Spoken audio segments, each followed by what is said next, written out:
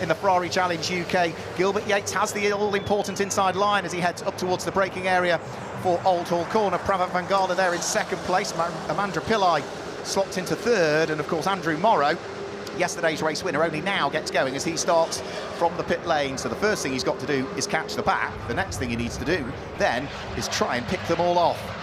So we might have had a change for second in Coppa Shell, because Mike Dewhurst has got himself through and ahead of the blue car of Robert Rees, who's trying to draw himself alongside as they head along Lakeside for the first time. But the yellow, red and blue machine of Mike Dewhurst hangs on to the place still as they fight over what is second and third in Coppa Shell. Onto the brakes, in towards Shell Oil's corner for the first time. And then as they thread their way out, it will mean that Peter Hunter, I would imagine, in the lead of Coppa Shell, is just managing to get away a little bit. And he's actually, has Peter Hunter, he's got himself ahead of AJ Litt at the start of the race. So he's got a Trofeo Pirelli car between himself and the next of the runners in Coppa Shell at this stage, and that will more than please the former rally driver. So in towards the braking area for Hislops they come. Gary Redman very late on the brakes coming in towards Hislops, got quite close to the tail end of Steve Dobson, but everybody safely through the first 3/4 of a lap at this stage as they build the speeds again up towards the daunting double apex right-hander at Druids. Gilbert Yates leading the way, hoping for better fortunes than he had yesterday when he was leading quite comfortably in the race before he was forced to retire. Now, are we going to see Robert Rees try anything coming in towards Lodge Corner? No, he looked as though he was showing the nose of the car, and Andrew Morrow from the pit lane start has almost caught the tail end of the pack now as well. So Gilbert Yates leads the first lap of the race. Pravat van Gala second, Amanda Pillai there in third place. Then it's the Coppa Shell leader, which is Peter Hunter, is there in fourth, and I'm afraid off and into the gravel trap.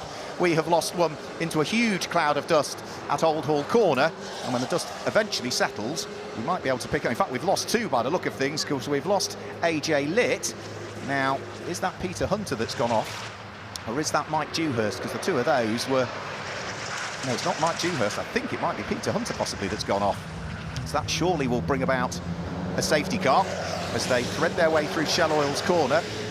Pravat van Gala under big pressure for second place. Amanda Pillai is not that far away at all. Start to stretch their legs a little bit as they head in towards the braking area for the Britain chicane. Leap over the curbs. Make sure you straighten up that exit and carry all of that momentum coming out of the corner all the way over Hilltop and in towards the braking area for Hislops. But it does look as though Gilbert Yates is just getting away a little bit. It was Peter Hunter that went off into the cloud of smoke, so the dust has settled. We can now see his car, and Peter Hunter rather disappointingly trudges away from the stricken 488 Evo. The other car that went off with him, AJ Litt. Now, whether that car's still stricken in the gravel, we'll have to wait and see, but with Peter Hunter's car very much in the firing line should somebody else go off. Safety car is being called for the first time this weekend, so that will slow the pace down, which meant that Gilbert Yates, who was just starting to get away, is going to be caught. And the top three had certainly got away, hadn't they? After that incident, Pete Hunter and AJ Litt will, in fact, AJ Litt's got going, so brilliant work as ever by the marshals to give the stricken 488 car a shove. So a few little bits of gravel will be coming out the back of that car, but there's no real sign of damage to it. So AJ Litt should possibly be able to continue in the race, should the officials allow him to do so. But for Peter Hunter, the newly installed gravel trap that was put in place by the MSV team over the winter did a good job there. It slowed the car down, which meant that it was a very light impact into the rector cell barriers for Peter Hunter, so there might be some slight superficial damage to his car, but had that gravel trap not have been there, which 12 months ago it wouldn't have been, there probably would have been a lot more damage inflicted on the 488 Evo. So let's run you down through the order then whilst we remain under safety car. Gilbert Yates leads the way at this stage at the wheel of the number 11 car, 29, which is Pravat van Gala sitting there in second place, and third is the number 19 car, which is Amanda Pillai. Up to fourth now, and leading Coppa Shell, comes number 78, Mike Dewhurst. Fifth place and second in Coppa Shell will be the number 8 car in the hands of Robert Rees. And sixth place, third in Coppa Shell, will now be number 74, which is Steve Dobson. After Steve Dobson, who sits there in sixth place, seventh place at the moment will be the number 5 car of Darren Howell, with its bare carbon bodywork at the tail end of it, following the problems that befell him in the race, or qualifying this morning, I should say. Eighth place is going to be number 22, which is Gary Redman. And what this really does help is the car that's in ninth place, which is Andrew Morrow, because of course he was just about to catch the pack up, But now it does mean that the pack is all together, and for Andrew Morrow, when we get the race back underway, it gives him a good opportunity to get a good restart and see whether he could pick off 1 or 2 cars that otherwise, without the safety car, might have been an extra few seconds up the road from him. So gives him a good opportunity. So over Hilltop, the pack goes in towards the braking area for Hislops, and I think we can go down to the pit lane and Dave Richardson. I was just trying to grab hold of Lorcan, who is Pranav Van Gala's driver coach. Now, of course, you never want to see the misfortune of others going off, but of course, this potentially is another opportunity for Pranav, because of course the gap will be closed right up now. Yeah, I mean, Gilbert's been really quick all weekend, but so has Pranav. He's come on leaps and bounds. I mean, he found a second from the first qualifying to the second one, so massive improvement he's made all weekend, and hopefully that trajectories keep going up. What was really nice is, and I was listening into your conversation with him on the radio, he was concerned for the other drivers that had gone off to make sure they're okay. That's just part of the camaraderie in this Ferrari Challenge paddock, isn't it, Lorcan? Yeah, I mean, it's one big family, really. You can tell everyone sort of gets out no matter what happens. Everyone goes and has a beer afterwards, so there's no hard feelings to any of the drivers, and it's really nice to see. You get back on the radio to him, and thanks for taking time with us. So there you go. Mark, I just thought I'd dive in there, because of course it is a gifted opportunity, potentially, to Pranav Van Gala as all the cars under the control of the safety car. That, of course, means that any gap that Gilbert Yates had managed to eke out, well, that will be reduced to virtually nothing, of course. Absolutely right, Dave. It will all come down to not a great deal. Right, the safety car is just coming over the start-finish line, but still limping his way around the circuit is AJ Litt at this stage, so he ideally needs to speed up and catch the train, but at the moment he's travelling at a very similar pace to the safety car, which before too much longer might lap him. But yeah, good to hear from Lorcan Hannafin. I had a chat to him yesterday. He's what, I think he said 21 years of age nowadays. It doesn't seem just 2 minutes ago since he was in junior formula, and was very, very rapid in that, but has subsequently been doing some very, very good things, both behind the wheel himself and in terms of driver coaching nowadays as well. And as we've alluded to several times over the course of this weekend, each one of the drivers in the Ferrari Challenge UK all have a very, very well-respected pro driver acting as their driver coach. So in the case of number 1, Andrew Morrow, it is former Le Mans racer and British touring car racer Johnny Kane that is tutoring him and his driver coach again for this year. In the case of Gilbert Yates, who sits there at the front of the field, well, Tom Fleming, who was driving the Ferrari 296 and finished on the podium just last weekend at the Fanatec GT World Challenge powered by AWS at Brands Hatch. That's who he's got as a driver coach for this weekend, and Tom is also the driver that claimed both of the wins in the opening rounds that we had, rounds 1 and 2 of the Ferrari Challenge UK at Brands Hatch. So they've all got some very, very experienced drivers that are coaching them, and so vital it has been, I think, as we saw in one of the VTs that we played out yesterday. Robert Rees, when he was chatting away to Steve Dobson, just saying, you know, it's amazing how quickly you come on as a driver who might not have a lot of experience when you listen to your driver coach, put into practice what they suggest, and the lap times just tumble and tumble and tumble far quicker than when you were trying to do it by yourself. So whilst we remain under safety car, let's go back down to the pit lane, but this time let's go to Amanda Stretton. I'm with Tom Fleming. Now, Tom, you're Gilbert's driver coach. What are you telling him during a session like this? I don't think there's much that I'm not speaking to him about, but no, Gilbert's done a really good job to break away and stay in first, coming out the first corner. Currently under safety car conditions, obviously, and just making sure that we're keeping as much tyre temperature as we can, whilst not overstressing the tyre at the same time, and just keeping him up to date with the surrounding pack, what lap times they've been doing. We've only done 1 racing lap so far, so there's not much to report on that side, but also letting him know as to when the safety car is about to come in. Which I thought was about there. I was scared for a second.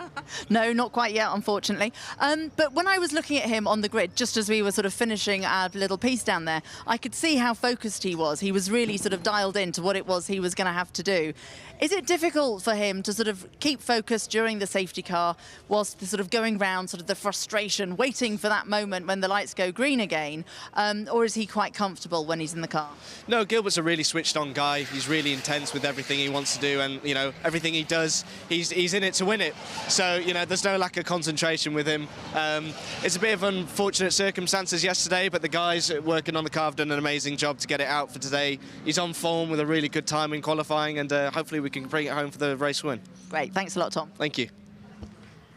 Thanks a lot, Tom. Thanks, Amanda. And yeah, very valid point was made there as well. You know, that conversation that's going on about keeping tyre temperature. So you might think, whilst the cars are behind safety car, that there's not a great deal that the driver needs to do. But absolutely there is. They need to make sure that they keep the tyre temperature where it needs to be, to keep that Pirelli slick tyre, the control tyre that everybody uses in Ferrari Challenge UK, into the key operating window, the key operating temperatures of it. And also make sure that you maintain some brake temperature as well. We've seen the brake discs glowing on these Ferrari 488 Challenge spec cars as they try and anchor up the 670 brake horsepower that they've got. And you do need to make sure that you keep those brakes warm as well, so they'll be on and off the brakes all of the time, accelerating and braking. We'll see a little bit more weaving from side to side, which is what will put the surface temperature into the tyre. But at the moment we are still under safety car conditions. Now, I think Peter Hunter's car is still in the gravel trap at Old Hall Corner. And whilst we're looking at the cars round through Shell Oils, I can turn my face the other way and look at that physical part of the circuit. And I think they are still in the process of extracting Peter's car from the gravel trap. So whilst they're doing that, let's go back down to the pit lane. But this time we'll go back to Dave Richardson. Right, I'm going to steam in the garage here and see if I can grab a word with Johnny Kane here, of course, who is Andrew Morrow's driver coach. He's talking to Andrew as we speak. You're getting this absolutely live, and there's nothing like getting a slap on the face, which is probably what I'm going to get from Johnny, because the last thing he wants to do is to be disturbed by me. Of course, does this play, thankfully, into Andrew's hands a little bit, Johnny? Yeah, a little bit maybe. It would have been nice if it was a safety car for about 30 seconds, really, rather than 12 minutes. But, yeah, at least he's on the back of the pack now. Got a bit of chance to get some temperature in the tyres and stuff, so hopefully ready to go when we go back to green. Thanks so much for talking to me, Johnny, when he's critically, of course, talking to Andrew Morrow in the car. Now, great news here, you can see it live, is the AJ Litt car going back out onto the track again, which is great news. So effectively means, to the best of my knowledge, Mark, we only lose one car from the early stages of this race as AJ Litt appears to be returning out on the track. That's the latest I can bring you from the pit lane, friend. Thank you very much, Dave. Yep, so AJ Litt, no obvious signs of any damage at all to his car, so it must just have been the lightest of touches that pitched AJ Litt into a spin and dropped the rear wheels into the gravel. And of course, Peter Hunter, we know his car is still in the gravel trap there and is still in the process of being extracted, I think.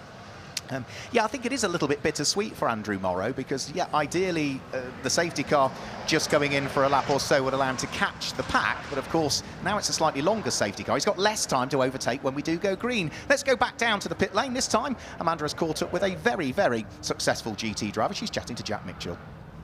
Thanks very much. Yes, Jack, you are AJ's driver coach. Just tell us what happened. He obviously came into the pit, but do you know what actually happened in the accident as well? We haven't seen anything from the accident yet. There's been no replays, but the car seemed to have gone in limp mode of where he was off in the gravel. So we quickly brought him in, reset and recycled the car, and it seems good to go. So we've got him out, back on track now. No damage to the car, so fingers crossed we can stay on that lead lap and hopefully make up some positions as the race goes on.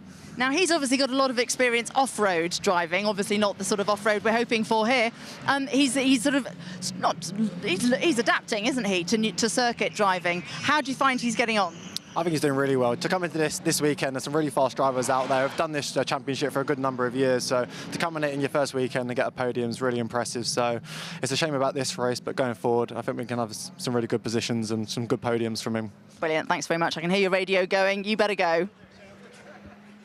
Yeah, always good to catch up with Jack Mitchell, and he's absolutely right. Yeah, by resetting the car and getting AJ back out there, it keeps him in the race. Did he drop off the lead lap? Yes, is the answer, unfortunately. So AJ Litt has gone a lap down. Everybody has completed 5 laps so far. AJ has only completed 3, but he now completes his 4th lap as he comes over the start-finish line. So he is a lap adrift of those, but it's well worth keeping him out there because whilst he might be running 10th overall, he is 5th in Trofeo Pirelli, and that would still net him 6 championship points if he remains where he is. But of course, the one good thing is he will catch the pack and he will be allowed to overtake again as and when we get the safety car back in. So he might be 5th in Trofeo Pirelli now, but 16 minutes of the race to go. We'll still get a good chunk of green flag racing in. He could well pick up another few places in Trofeo Pirelli, which would offer him up more championship points. The way the championship points work, 15 points if you win your respective class, whether it be Trofeo Pirelli or Coppa Shell. It's 12 for second, 10 for third, 8 if you finish in 4th place. It's 6 for 5th, 4 points for 6th, and then it's 2 and 1 if you finish 7th or 8th. There's the extra point for fastest lap, and it does look as though at the moment we have gone from safety car to potential red flag by the look of things. So the red flag has come out, so I can only assume that there must be some sort of issue with the extraction of Peter Hunter's car from the gravel trap. I say it didn't go heavily into the barriers, it was just a light touch into the barriers, but I do wonder if when they've tried to extract it, something has not quite gone to plan, either with Peter's car or with the car that is trying to get him out, or the equipment that they're trying to get it out with. So the decision has been taken by race control to show the red flag just before the halfway point of this race. So 15 minutes and 23 seconds were still on the clock when the red flags came out. And such is my understanding of the regulations, is that for any race result to be declared, we'd have to be at 75% of distance. So we're only at 50%, so we should get some sort of restart. So the cars head back up Clay Hill, which means that we can go back down to the pit lane and Dave Richardson. I always love this opportunity because it's the opportunity for me to catch up with old friends, and Matt Griffin is certainly one of those. We never want to see a red flag situation, but I'm given to understand from the information I have that it's trouble in recovering the Peter Hunter car, which is very unusual, isn't it? Yeah, it's just one of the things. I think he's quite well in the tyre wall, and I think one of the reasons to red flag the race was so we can actually get racing, because there was a potential that the whole race would finish behind safety car, which I don't want, Dave, you don't want, and definitely the drivers don't want. And thing is, from a driver, and you've been a top driver that you are, having won so many races, and you've been with misfortune as well. You know, it's hard sometimes when you're constantly behind the safety car. Sometimes it is better to reset, isn't it, Matt? Yeah, 100%. I mean, none of the drivers out there want to have just behind the safety car. I'm going to move you in here because I actually quite like you, Matt, and I want to see a 488 Challenge Evo in your leg. That wouldn't do at all. But yeah, this opportunity potentially just to reset, it gives the drivers just to calm down once again. Yeah, I think that it's very frustrating for a driver being behind the safety car. These cars are built to be driven at speed. They're not built to be driven slow, so it's uncomfortable. You hear noises that you wouldn't normally hear. So in this situation, definitely red flag. We'll restart the race, and we'll get going with probably about 15 minutes to go, hopefully, on the clock. Matt Griffin, I know you've been involved in the Ferrari Challenge for many, many years as, almost a Ferrari, official Ferrari coach and helping the drivers. And I have to say, I've been really impressed with the pack of drivers that we've got this year. You know, the racing has been really, really good and exciting. Yeah, I mean, it's super. You know, we have a huge mixture of abilities and a huge mixture of experience. And honestly, these cars are difficult to drive, Dave. You go to a circuit like Oulton Park, and sometimes even it surprises me how well, particularly the inexperienced guys, get going around here. And, like Mike Dewhurst, Steve Dobson, they're all in their first year of racing, and they're here mixing it, at big speeds around Oulton Park and really holding their own. So I definitely tip my hat to them. Matt Griffin, as always, thank you so much for talking to us. Really appreciate it. And right now we can stay in the pit lane because Amanda Stratton is live right now. Thanks very much, Dave. Yes, I've got Benny Simerson. Now, you probably have the least, the enviable job of being Peter Hunter's driver coach. So, first of all, he's been doing so well, really sort of gaining momentum. We know that he was sort of frustrated with his track position, delighted with his pole. How was he when he was going into this race? Yeah, no, he was confident. I mean, obviously, as you say, he's gone from confidence to confidence and progress.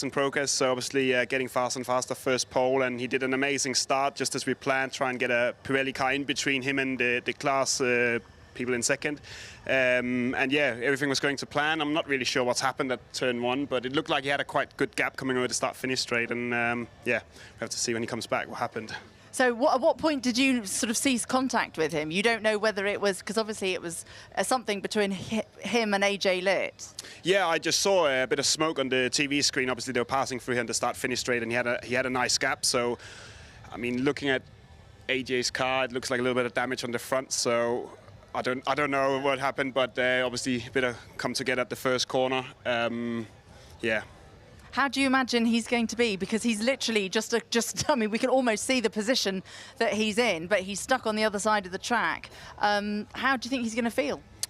disappointed. I mean, I feel incredibly disappointed for him as well. And you know, we were in an amazing position. It was literally going to plan, and yeah, as I said, we had a car in between, and no, it's first lap, but he was pulling away, head down, and hitting his markers. So yeah, I guess we get a very disappointed Peter back. A very disappointed Peter. Well, we're all disappointed. We do love you, Peter, and hope you can make your way back to the pits very soon. Back to the tower. Thanks, Amanda. Always good to hear from Benny. Peter Hunter is one of the smiley faces that we have, but we've also got some smiley faces, I think, from some drivers that were racing with us in 2023 in Ferrari Challenge UK. I just briefly spotted there that I think Dave Richardson is ready to pick up and have a catch-up with a couple of old mates. Thank you very much. Yes, I wasn't laughing actually at whatever you were saying, Paul Rogers, but I was laughing to my director and Mark Werrell in my earpiece here. Delighted to welcome Paul Rogers and Paul Simerson in front of camera. Though I'd much rather be welcoming you in a race car. Of course, you are both regular campaigners, regular adversaries out there on the track. You gave us some wonderful entertainment, and I'm sorry that you're not racing. Well, I'm going to wait for the 296 because I haven't seen it and sampled it. That looks like a fantastic car, and it's time for me to get into something different. So I'm keeping a little bit of practice in this year and then a bit of testing, and I'll do the 296 hopefully next year. Well, the battle royales between the two Pauls, and I'm sorry to say, Paul, that on a racetrack where we last saw you, you were in strife at Spa-Francorchamps. First and foremost, I hope you're back to full fitness and everything is okay, because we care about you. I don't know whether I was ever fit in the first place, to be honest, Dave. But yeah, I'm about 90%. About 90%. I think the last time I was on the track, I was actually laid down in a stretcher, getting taken to hospital. But I was actually arguing with the doctors, saying, no, I need to race this afternoon, because it was battle of the Paul. I was Hogarth rather than do that, so I'm always battling with Pauls. I have to say, the WhatsApp traffic that was going between us all, because honestly, the camaraderie among the Ferrari Challenge, whether it be the drivers, the engineers, the driver coaches, or little media people like me, we all care about each other, and that must have been very heartening, Paul. That was, but the only disappointing thing was Paul Hogarth immediately declared his retirement, did a Nico Rosberg on me, so I was like, well, OK. And we were slightly lower standard. But yeah, when Paul said he was hanging his boots up, and then this gent said, well, I'm going to hang my boots up, I was like, oh, OK, the battle of the Pauls is gone, so.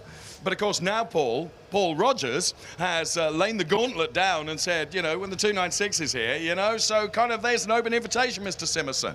Well, I still feel like the Battle of the Pauls at Spa was probably, I think we were all robbed of it, especially myself. So I know Mr. Hogarth's going to say, well, he won fair and square, and he did win fair and square, he deserved to win the championship, but I'd like to challenge him to a comeback race at Silverstone. So we're getting this live. Yeah. But in different classes, not in Pirelli. We'll have our own class, just the two of us. So all new, all Game all class. Yes, all new Coppa Paul. Well, you've heard it here first. There's two. We just need the third now. I'm sure the powers with me are going to really, I'm going to be in so much trouble for this. Gentlemen, it's lovely to see you here. I would much rather see you in the car, but nonetheless, great that you're here, and thanks so much. And right now, we're going to go back to Amanda, who I believe has got Andrew Morrow. That's right, Dave. Yes, Dave, thanks very much. I do have Andrew Morrow. Andrew, first of all, starting from the pit lane, that was a very last-minute call. Can you just tell us what was the problem with your car? Yeah, we're just doing some work at the car before in between qualifying the race. It ran on slightly, but thankfully the guys managed to get it all ready for the race, albeit we had to start in the pit lane. Now, you were going to have a lot of work to do then, making up the positions from the pit lane. Now what we're understanding is that the race is going to start in about 5 minutes' time, and it's going to be a 15-minute race. What do you think you can do? Really, it's the same as the first start, with half an hour to try and get to the front, but this time we've only half that time, so just get the head down and focus and try and get as far up the field as we can. And how is the car now? Is it all behaving as it should? Yeah, the couple of laps we got to do, the car felt good, so fingers crossed it'll be good for the rest of the race. Oh, listen, good luck to you. Fingers crossed. I know drivers do like to start focusing when the countdown clock is coming on. And of course, just leaning down into the cockpit of Andrew's car, you can definitely feel the heat coming out of it, as it's definitely warming up down here as well. isn't it, inside those cars with the sun beating through the windscreen. And then, of course, you've got your flame-proof undergarments on, you've got your 3-layer race suit on, you've got a balaclava on, gloves, a crash helmet, and you've got all of the heat soak coming through the firewall from the engine bay through into the car. That will still soak through, and you've also got some heat soak that will come from the brakes back into the car as well. So it is very warm and very uncomfortable, hence why most of the drivers have got their doors open, why most of them have got leaf blowers blowing on them. And what they will want to do is get the car rolling around, because whilst you haven't got much ventilation in these cars, you've got a small sliding window on each side of the car. It will give you at least a little bit of airflow through the car. So whilst we are waiting the restart, which is hopefully another just a couple of minutes away before the cars will make their way back down the pit lane, let's go back into the pit lane and Dave. Big thanks to everyone that's sparing us time during the course of this stoppage to talk to us just when they kind of don't need us to. But Sean Doyle is one of those, of course, looking after Robert Rees. Talk to us about the start. What happened? I think at the start we just got a little bit boxed in. It was a little bit difficult. A few people made the jump, and that was it really. But we're playing the long game. We have a championship in mind, so we're not going to take any risks. We're just going to have a good race, hopefully. And that's very sensible, isn't it? Because banking points, you know, sometimes it's not worth going all out to go for the victory. It is thinking about the long game. As you say, it's a relatively long season, and it's who's got the most points at the end of the year that counts. Yeah, and at the minute, Rob is leading the championship, and like I said to him, we're P2 at the minute. We can't win every race, but if we can, that'd be cool. So we'll see how it goes. Thanks so much for talking to us. It's really appreciated. So that's the way it looks from the Robert Rees camp, of course, leading the Coppa Shell points. However, not leading the Coppa Shell race at the moment. I say at the moment because, of course, when the race resumes, all the drivers are pushed back together again. And who knows, even on a tricky circuit like this at Oulton Park, overtaking is not out of the question. Is it, Mark Werrell? No, not at all, not at all. I mean, certainly you look at the pace that Mike Dewhurst and Robert Rees have had, they've been particularly well matched for pace, but even on that opening lap, whilst Robert Rees was jumped by Mike Dewhurst, he was having a nibble at him as they went along lakeside before we got that safety car out onto circuit. So Robert will be well aware, they've spoken to Sean Doyle, they'll have spoken about the fact that he potentially can't win every race, and it's absolutely right. You know, at the moment, Robert Rees is going to score 12 points in this race. If he were to overtake Mike Dewhurst, that would become 15. But is it worth potentially gaining an extra 3 points, or maybe losing if the overtake doesn't work and they have an incident, losing 12 because you don't finish? So that's the long game that they're talking about. Is it keep adding points to the tally, keep scoring consistently. And it's not race wins that bring you championships. It's being consistent. Consistency is absolutely what will win you the Ferrari Challenge UK Championship and Coppa Shell, of course, that they will all be fully focused on. The safety car is at the end of the pit lane area. The cars, I can hear engines striking up once more. The car of Peter Hunter has been brought back into the pit lane area on the flatbed recovery unit. So I think the circuit is clear, other than maybe a tiny bit of residual sweeping up that might be being done by our fantastic Oulton Park marshals there at Old Hall Corner. And then the thumbs up is given that the cars can leave the pit lane area, so they will all trundle their way back out around the circuit. Now, this is scheduled to be a 15-minute race plus 1 lap for the restart, and whether the cars for this out lap in reality, which is just to get them on the grid, go all of the way around the island circuit, or whether they shortcut through the Foster's Loop, we will have to wait and see, because race control will be communicating that, no doubt, to teams and drivers as to whether they're going to do the full configuration of Oulton Park or whether they are just going to move the little light plastic red and white barriers. No, they're going all the way round, so they are going to do a full lap of the Oulton Park circuit, which again is a good thing in some respects. It takes a bit longer to do it, but it does allow the drivers again to build up a bit of tyre temperature, because whilst they've been sitting in the pit lane, of course, some of that tyre temperature will have disappeared out of the controlled Pirellis, so this gives them the opportunity again to get on and off the brakes, build those temperatures and see what they might be able to do. Now, the grid for this restart will be formed based on the positions that they were in the lap prior to the red flag coming out. And on the basis that they've done a few laps behind the safety car, it will be, in reality, the positions that they were in under safety car. So everybody threading their way through. should be able to confirm the new grid for you. Gilbert Yates will start from pole position in the Charleshurst dealer-backed car, and it's the HRO-ing car of Pranav Vangala that will line up alongside Hamandra Pillai representing Jardine Colchester. The Malaysian will be on row number 2. And alongside him will be the leader of the Coppa Shell category, Mike Dewhurst, who is representing Dick Lovett in Swindon. Row 3 of the grid, on the inside of that third row of the grid, it's another Dick Lovett Swindon car. In fact, it's an all Dick Lovett Swindon third row of the grid. It's Robert Rees that lines up alongside Steve Dobson. And then row 4 of the grid, it's Darren Howell, JCT 600 Leeds, alongside Gary Redman and Grey Paul Nottingham.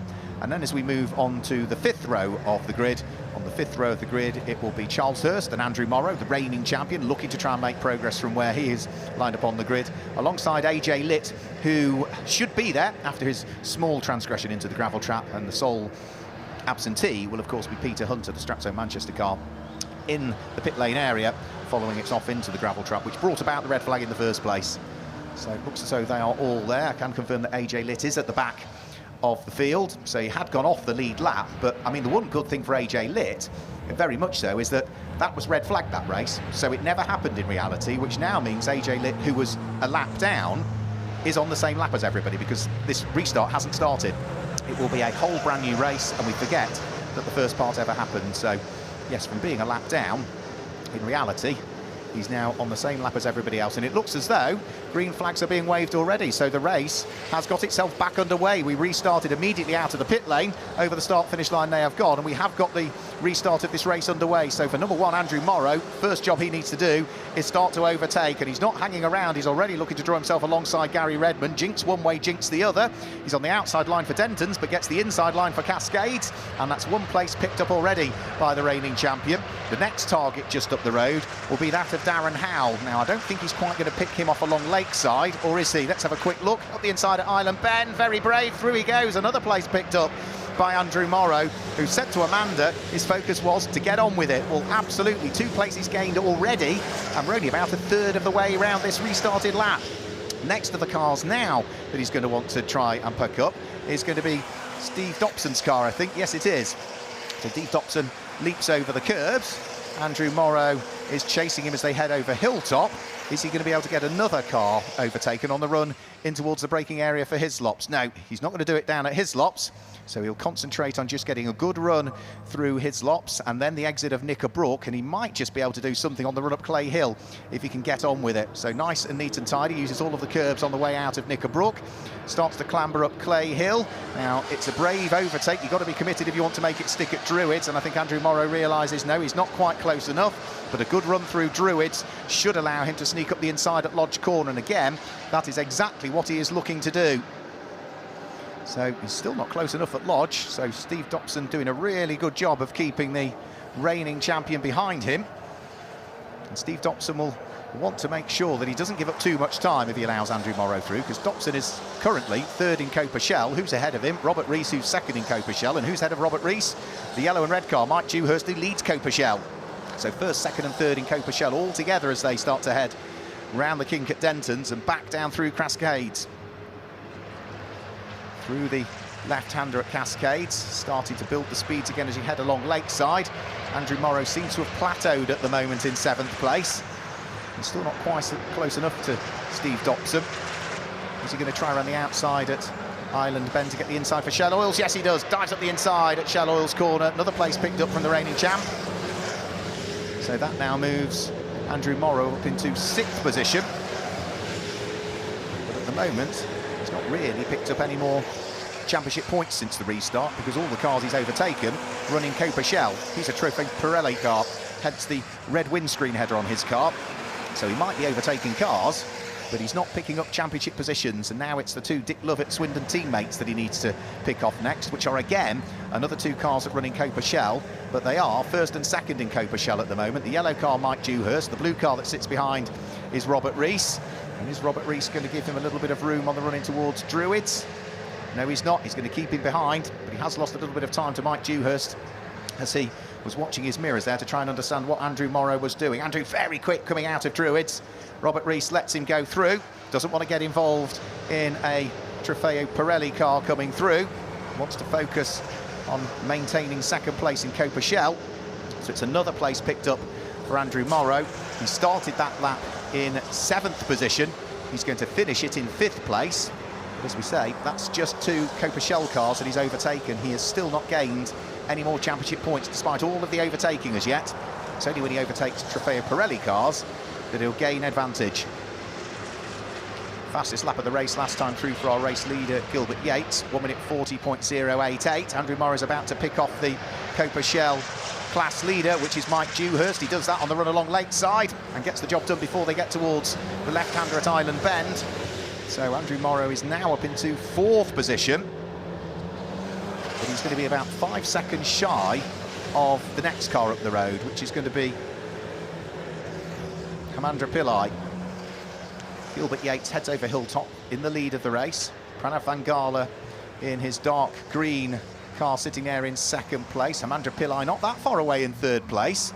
So Hamandra Pillai still pushing hard for Jardine Colchester. He'll have his professional driver coach Mikey Broadhurst on the radio, explaining to him what the gaps are, whether he's closing, even what the sector times are, as to whether he's gaining or losing in any particular sectors to try something different. And the top 3 look, I would say, reasonably equidistantly spread, with 10 minutes remaining plus the extra lap as they head out of Druids.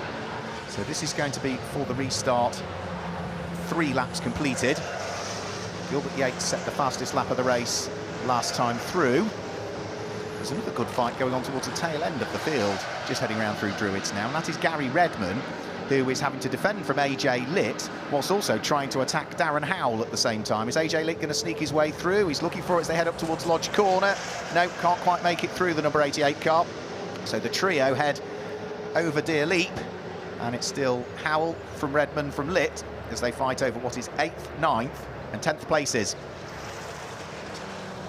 AJ Litt again that little bit closer to Gary Redman as they went in towards Old Hall Corner, but I think what he gained on the way in he's probably negated on the way out. So down in towards Cascades they will go. This is AJ Litt in a Trofeo Pirelli car, trying to draw himself alongside the Coppa Shell car of Gary Redman, who returns to the championship having finished runner-up in Coppa Shell. And AJ Litt has the inside line on the run towards Island Bend, sneaks his way through. Place gained for AJ Litt. He's now up into 9th position and ahead of Gary Redman, and now firmly setting his sights on the next car that lies ahead, which is Darren Howell. Now, he's not going to try anything on the run in towards the Britain chicane, but a good exit out of Britain's could offer up a possibility as they head in towards the braking area for Hislops. Remember, AJ Litt in the number 88 car, representing Cars Exeter, was on the overall podium yesterday. He brakes very late in towards Hislops Corner. Still can't quite get close enough to Darren Howell. So the order still remains the same between those two. Picked up that place earlier on this lap, but can't pick up a second one. The other thing we need to try and keep an eye on also is Andrew Morrow's rate of close on Hamandra Pillai. Andrew Morrow could well be on for the fastest lap of the race this time through. Absolute best through the first and the second sector, quicker than anybody else has done. And does set the fastest lap of the race, Andrew Morrow. 1 minute 39.977 from him as AJ Litt sneaks up the inside of Darren Howell, heading in towards Lodge Corner. Almost got his nose chopped off there, so just had to blend out of the throttle a little bit, so couldn't quite get the job done in the end. He's going to have another go as they head up towards Old Hall this time. He draws himself alongside, and again, good driving by Darren Howell, just sweeps across the nose of the Trofeo Pirelli car that was trying to attack him.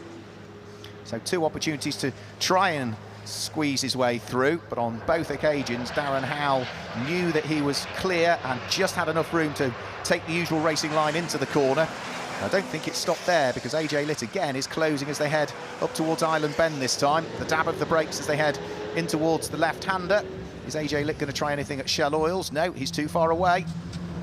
So pitch the car into the corner, use that bank section of the circuit to really hug the apex and get cleanly off it again as you accelerate your way up towards the left and right and left kinks through the Britain chicane. But it's still Darren Howell from AJ Litt, from Gary Redman, as this trio fight over what is 8th, 9th and 10th places. Just coming up towards Hislops now. Trofeo Pirelli car is the meat in the Coppa Shell sandwich at the moment. And they're just about to, very shortly, complete what will be their 5th lap of the race. The race leader, Gilbert Yates, has just done that. over the start-finish line to complete 5 laps.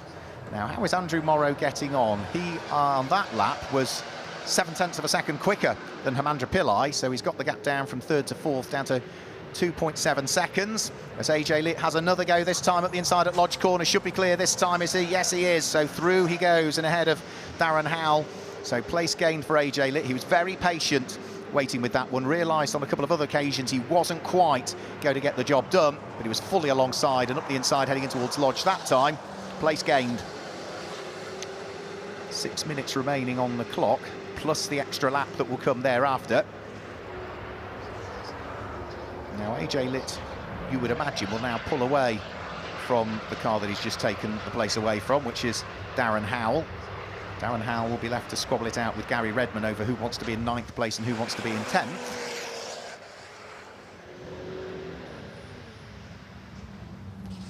But again, AJ Litt finds himself in that similar position to Andrew Morrow, really. He's overtaken cars, but the cars he's overtaken running Coppa Shell, so he's not gained any more championship points. But for the lead of Coppa Shell, Mike Dewhurst and Robert Rees are very much together. Both of them just turning their way through Hislops at this stage. The yellow car, Mike Dewhurst, he lies 5th overall, but leads the Coppa Shell standings in terms of this race. Robert Rees, the Coppa Shell Championship leader in the early stages, sitting right in his Pirelli wheel tracks. Which one of them has got the faster lap at this stage? It looks so Robert Rees has set the fastest lap in Coppa Shell, so potentially he is heading towards an extra championship point. But what he ideally would like is the win in Coppa Shell. However, for Mike Dewhurst, he'd be delighted if he could claim his first Coppa Shell win of the season. He's had a couple of 3rd places, had one earlier on over the course of this weekend, yesterday. He also took 3rd place in Coppa Shell in the 2nd of the 2 races at Brands Hatch. They head over the start-finish line and up towards Old Hall Corner, with now 4.5 minutes remaining. Nothing to choose between the pair of them. Robert Rees a little bit quicker coming out of Old Hall Corner. Carries more momentum down the avenue. Now, where is going to be the best opportunity for him to see whether he can unlock the door? As we heard from Sean Doyle, they are focused on the long game, the championship. That's what they want. So, of course, for Robert Rees, if an opportunity presents himself, of course, he's a racing driver, he's going to go for it. But he will also be mindful of the risk should he try something and it not work. So together through Shell Oil's Corner, they work their way. Over the hilltop comes the 2nd and 3rd place battle, which is Pranav Vangala under pressure from Hemandra Pillai. And I think closing ever more onto their coattail should be in the background of the shot Andrew Morrow, who has been lapping quicker than the pair ahead. Hemandra Pillai runs a little bit wide coming out of Knickerbrook. Bounces over the green-painted tarmac. Yeah, and Andrew Morrow is nearly with them now as well. So 2nd, 3rd and 4th are pretty much together as they head round through Druids. But it's the green number 29 car of Pranav Vangala that leads the red car with almost the black bodywork to front and rear, Hemandra Pillai. And then the reigning champion, the number 1 car of Andrew Morrow, that has worked terribly hard to close the deficit.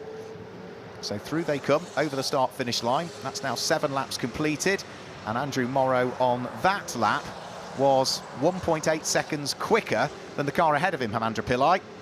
And Hemandra Pillai runs very wide coming out of Old Hall Corner. That allows Andrew Morrow to squeeze his way through when they get towards Denton's Corner. I don't think Hemandra Pillai could do a great deal about it. No, loses the position, drops down into 4th place, and Andrew Morrow now, bearing in mind at the very start of this race, before the red flag, he started from the pit lane. Well, he is now up into 3rd position. That's a bit of a champion's drive, and of course, he's also set the fastest lap, which would net him an extra championship point. So he could potentially scoop up 11 points if he stays where he is at the moment. Hemandra Pillai hugely sideways. Big moment coming out of Shell Oil's. Got on the power way too early there, and the Pirelli tyres reminded him that there's only so much you can press on. Got sideways, gathered it up, didn't lose huge amounts of time, but that has allowed Andrew Morrow to pull away by another half a 4.88 length. In towards Hislops they will come. They're on lap number 8 at the moment. 2 minutes remaining on the clock. Now the next target for Andrew Morrow is going to be Pranav Vangala in the HRO car that lies ahead. Needs to work to catch that car to start with, because he's the best part of a 1.5 seconds behind it, but it does look as though he may well just be edging up towards it on this lap. He was matching it for pace through the first sector. He has eroded the advantage in the second sector, and off and onto the grass by the look of things. That's Steve Dobson. That's down at Hislops where he's had a bit of a moment. Quick replay of that we were getting. So that was the car that was running third in Coppa Shell, and subject to how long he spent on the grass, looked like a minor moment. Hopefully he'll still be in third in Coppa Shell. So Pranav Vangala heads out of Cascades along Lakeside. For the final couple of places in the race, we've still got Darren Howell fighting away with Gary Redman, who almost thought there might be an opportunity to sneak up the inside, but then Gary Redman has a spin coming out of Lodge Corner. The car spins through 180 degrees, so the nose of it is pointing back in the direction that he's just come from. And he's got the car hooked up into a gear, but the car is pretty much all four wheels on the grass, and I think Redman deciding that the easier thing is to back the car off the grass, put it into reverse, then hook up a forward gear and get going. So no damage done to the car, but he has lost a huge amount of time with that.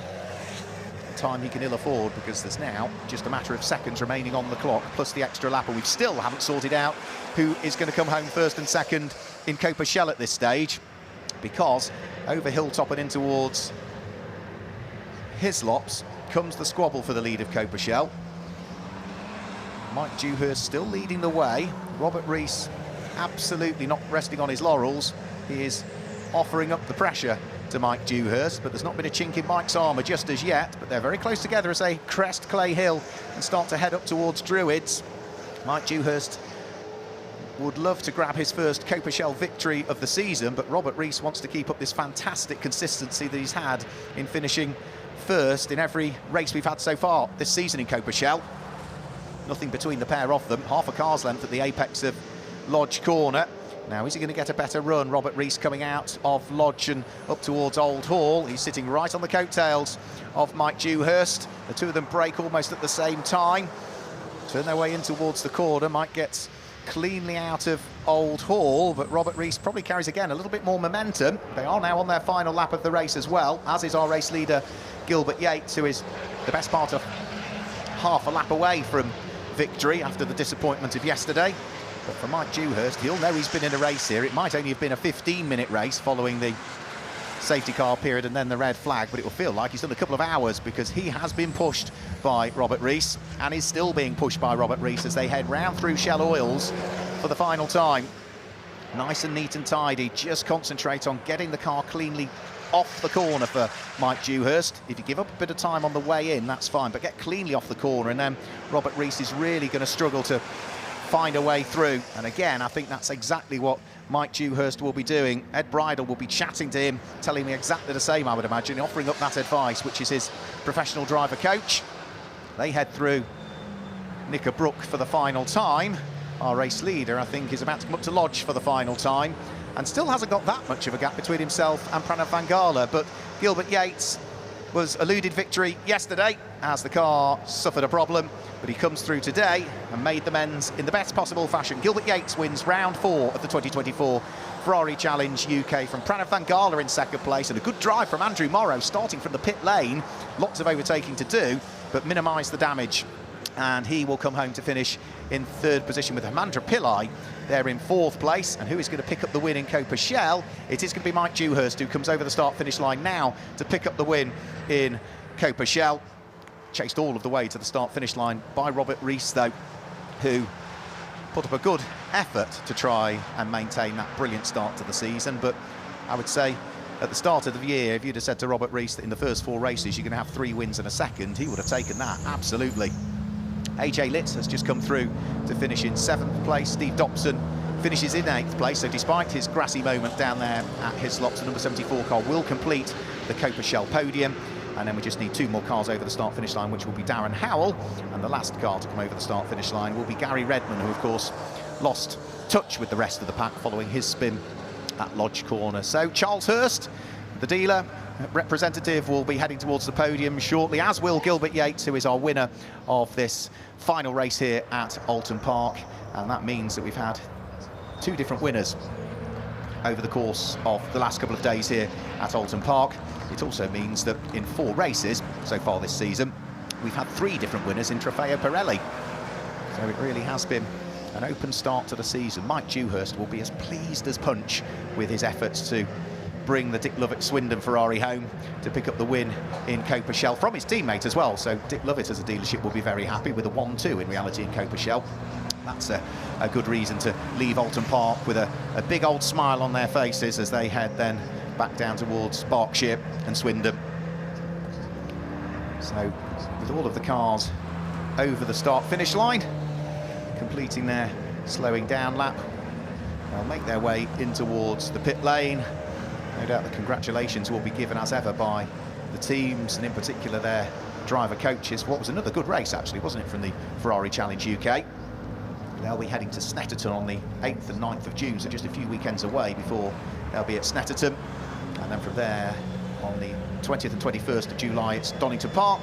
And we conclude the season at Silverstone over the weekend of 13th, 14th and 15th of September. It's good to see Donington Park back on the championship calendar for this year. It was an absentee last year. We went to Spa instead.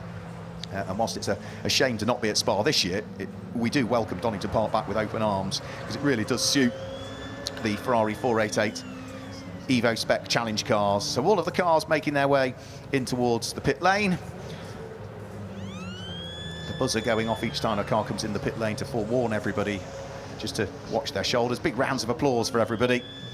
And a big old smile on the face of Gilbert Yates with his distinctive day-glow yellow helmet. And after the disappointment of yesterday, that is absolutely the tonic that he needed. Ed Bridle also congratulating Mike Dewhurst for his win in Coppa Shell. And Mike, yeah, needing a good old glug of water. So with all of the drivers there down there in the pit lane, it's time to get some reaction from down there in the pit lane. I think Amanda Stretton is going to chat to a few of them. Well, Gilbert is desperately trying to get his helmet and balaclava off. Wow, you are a happy man. Yeah, I'm happy today. You need to sound happier. I'm happy. I had to put my stamp on that one. That was amazing. I mean, you had everything thrown at you this weekend, and I mean, it's always tricky, isn't it, when you have a race restarted, and you know you've having to get your head back in the game, but you have just been dominant all weekend. You must be very happy. Yeah, you need to ask Tom. I think I have some head melted. I spoke to him flat out there. Did you? Yeah, because there was safety car, red flags, restart. Yeah. But I just kept focusing, wanted to get a good gap, and just wanted to put my mark on it. And what's he saying to you? Can't tell you, trade secrets. No, he's just telling me where the guys are, what the pace is, what the pace of the race is, and what the track's like, so I can relate to how the car's feedback is. Yep. I give him feedback, he gives me feedback. Well, listen, you have done an amazing job. Onwards and upwards. Snetterton next. Yeah, Snetterton next. Look like that track too, so let's hope. Well, let's hope indeed. Thank you very much. Our race winner, Gilbert Yates, fantastic job. And Dave, I think you have the Coppa Shell winner. Indeed I do. Mike Dewhurst, who I know has not been in full health for some time now, and therefore I've avoided him. I can't avoid you today, Mike. You're a race winner, and deservedly so. Thank you very much. That was really dramatic, what with the safety car and then the red flag and all the rest of it. Didn't make life easy for you, did they? No, there's quite a lot of pressure at the end as well, which was quite stressful, yeah. I have to say, it was a thing of beauty to be here in the pit lane, for you to receive the applause from all your guests, all the teams, from Ed, from everybody else. I mean, they always say as a racing driver, there's a lot of people working behind the scenes as well. That is true, isn't it? Yes, lots of people at home watching as well on the TV, on the live stream, so yeah. Yeah, hi to all of those. Many congratulations. I'll see you on the podium on the top step. Thank you very much. Cheers. Thanks. So there we have it. Mark, two very happy drivers down here in pit lane.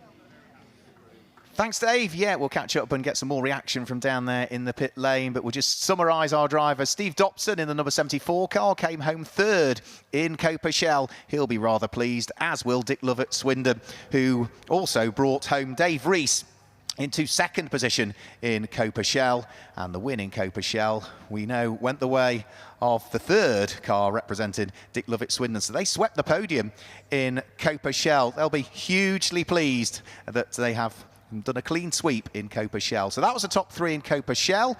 In Trofeo Pirelli, Andrew Morrow may well have started from the pit lane, but yesterday's race winner made good progress, and he comes through to finish 3rd place overall in the race, and 3rd in Trofeo Pirelli. Pranav van Gala equalled the same result as he did yesterday. He brought the HRO in number 29 Ferrari home into 2nd place in Trofeo Pirelli, and the win in Trofeo Pirelli went the way of Gilbert Yates with his first win of the 2024 championship season. Let's go back down to the pit lane and Amanda.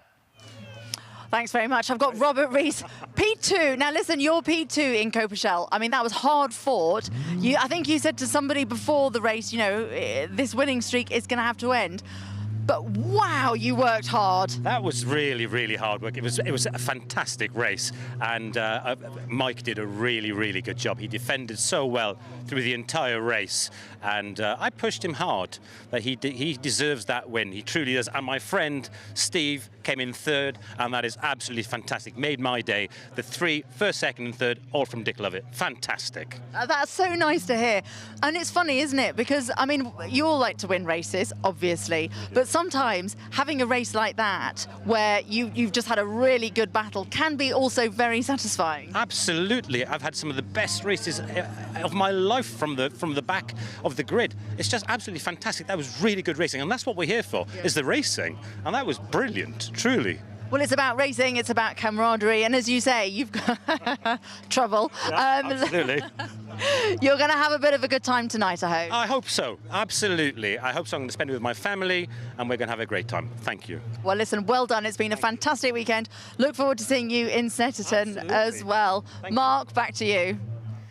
Thanks a lot. Yeah, as we said, a clean sweep of the board for Dick Lovett's win. And let's confirm the results then of round 4 of the championship. Gilbert Yates claims the win by 1.3 seconds in the end from Pranav van Gala. And a further few seconds back from that was Andrew Morrow, who finished in 3rd place. Amanda Pillai was there in 4th position. And Mike Dewhurst in 5th place overall took the win in Coppa Shell. Only just, though, from Robert Rees, who completed the top 6. AJ Litt made good progress and came through to finish 7th in the end, with Steve Dobson in 8th place, the last of the finishers that we'll see on the podium in Coppa Shell. Darren Howell finished in 9th place, and Gary Redman it was that completed the top 10, but he dropped away a little bit with that spin up at Lodge Corner. So whilst we get ready for the podium, let's look back at some of the highlights from the race that we've just seen here at Oulton Park. The lights went out, and it was a good start from Gilbert Yates, who was matched for pace with Pranav van Gala as they went up towards Old Hall for the first time, but Pranav van Gala couldn't quite squeeze his way through. Off and into the gravel trap went Peter Hunter. He wasn't the only one, though, that had problems, because we also saw AJ Litt in the gravel trap. That brought about the safety car. When the safety car came back in, Andrew Morrow was the man who was making good progress through the field, but all of the cars in the early stages he was overtaking were cars that were racing in Coppa Shell. So it was a while before he could pick off all of the cars in Coppa Shell and start to then concentrate on adding to his championship tally. There was a good fight going on also for the lead of Coppa Shell between Mike Dewhurst and Robert Rees, whilst all of the time AJ Litt was trying to make progress. Of course, he had lost a lap when we won under safety car, but got the lap back when the race was restarted. He would finally squeeze his way through and overtake the car they'd been battling with, Darren Howell. For the lead of Coppa Shell, there was no respite for Mike Dewhurst. All of the time, Robert Rees was placing him under enormous pressure. Pranav van Gala was also under pressure for 2nd place overall in Trofeo Pirelli, because he was feeling the pinch from Hamandra Pillai, but Hamandra would run wide coming out of Old Hall Corner, and that allowed Andrew Morrow to squeeze his way through, pick up a place, and that would pick up the final podium spot for the champion. It was helped even more by a big sideways moment coming out of Shallow Hills Corner from Hamandra Pillai. Good fight for last place was going on before Gary Redman had a spin coming out of Lodge Corner. That would drop him to the very tail end of the field and away from the chasing pack. The squabble was still continuing in Coppa Shell. Mike Dewhurst would eventually come through to claim the win in that, but the overall win went the way for the first time this year of Gilbert Yates. So those were the highlights of our 4th round of the championship here at Oulton Park. You can see the cars all being ushered back into their garages. For the ones down towards the pit lane exit ends, there's the technical checks that they will need to go through, so they'll put them all on the weighbridge and just confirm that all of the cars comply with the full championship regulations in terms of minimum weights. So whilst all of that is going on, all of those technical checks are taking place, it's time to go down to Dave Richardson and the podium.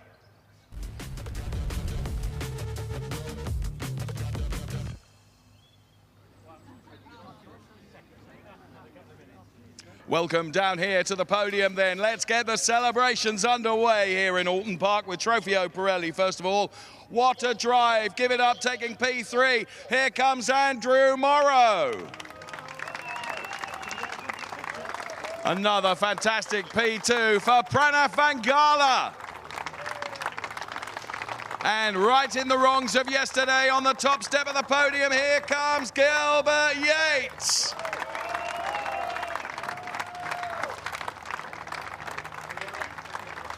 And once again, we welcome our Ferrari North Europe Regional Manager, Federico Pastorelli, to do the honours with the trophies. First of all to Andrew Morrow, then to Pranav Vangala. And the P1 trophy being awarded right now to Gilbert Yates. And let's also welcome Coppa dealer recipient, which of course will be Charles Hurst. So representative from Charles Hurst here to receive another fantastic Coppa dealer award to be presented by Federico Pastorelli. All smiles all round. Ferrari Challenge, Trofeo Pirelli, all the trophies are presented with the exception of one. Still to come, and that is the Pirelli trophy, which will go the way of Gilbert Yates as well. A double bubble for Gilbert as he receives the Pirelli Motorsport Award. Thank you, Federico, making that trophy presentation. So it's two really rather nice trophies for our race winner, Gilbert Yates. Is it Lee or is it Kieran who's setting them up here for the photographs, for all of the media attention? And right, the guy's looking good. Is it time for the celebrations? Yes, it is. Andrew Morrow, first out of the blocks then with the champagne. Thankfully, most of it avoiding me at the moment. Thanks very much, Gilbert, who tried very hard, but thankfully all the fizz had gone. Thank goodness for that. Well done to our Trofeo Pirelli drivers then. Fine performance out there on track and fine performance also out there on the podium as well, which was great to see. So well done to Andrew, to Pranav, and also to, of course, our race winner, Gilbert Yates. Up next then is going to be our Coppa Shell podium, and bless Claudio, working so hard to mop everything up. We're ready to go. Taking P3, it's all to do the pep talk I gave him in the hotel on Thursday night. P3 is Steve Dobson. Taking P2, here's Robert Rees. Cue Robert. And on the top step of the podium, richly deserved Mike Dewhurst. We're delighted that Thomas Neubauer is here. Ferrari official GT driver making the trophy presentation. First of all to Stephen Dobson. Well done to Robert Rees, P2. And then on the top step of the podium, a big well done to Mike Dewhurst. And let's invite a member of the Dick Lovett management team here to receive the... That's it. Took it before it was given. That's a lady for you. Well done. Many congratulations to Dick Lovett Swindon, who of course take the Coppa Dealer Award as well. Smiles all round. Now, Kieran and Lee here. It's a private joke, which I'll explain another day. All get together. Steady up there, Robert. It's a bit slippery.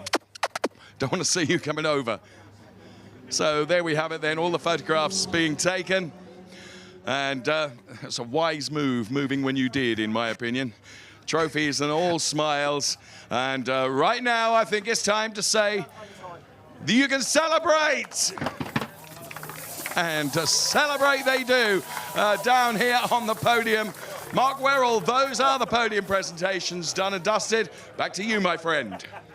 Great to see the podium presentations there on the Oulton Park podium, and well, we look forward to doing it all again in just a few weeks' time when we'll be at Snetterton. But of course, the championship moves on, which means that the championship points move on. Andrew Morrow takes the lead of the championship now. He's on 40 points, but only just 2 points ahead of Pranav Vangala, who's there in second place jointly with Gilbert Yates. So only 2 points separates the top three in the championship. Tom Fleming is next up. Hemendra Pillai is fourth in the championship. John Dillon, who was an absentee this weekend, drops to fifth in the championship. And then AJ Litt is next up in Trofeo Pirelli. But yeah, just 2 points separating the top 3 drivers in Trofeo Pirelli. Couldn't be any closer. And what's going on in Coppa Shell as we head towards Snetterton in a few weeks' time? Well, Robert Rees still continues to lead Coppa Shell. 19-point gap now between himself and Mike Dewhurst, who moves up to second in the standings, with Peter Hunter sitting there in 3rd place, just a few points adrift. Gary Redman is next up on 31 championship points. Darren Howell and Steve Dobson, just on the podium, lie 6th in the Coppa Shell Championship standings. But that's all from the Ferrari Challenge UK here at Oulton Park. Thanks for joining us, but please tune in and join us when we're at Snetterton in Norfolk on the 8th and 9th of June. From all of the team here, until next time, it's goodbye.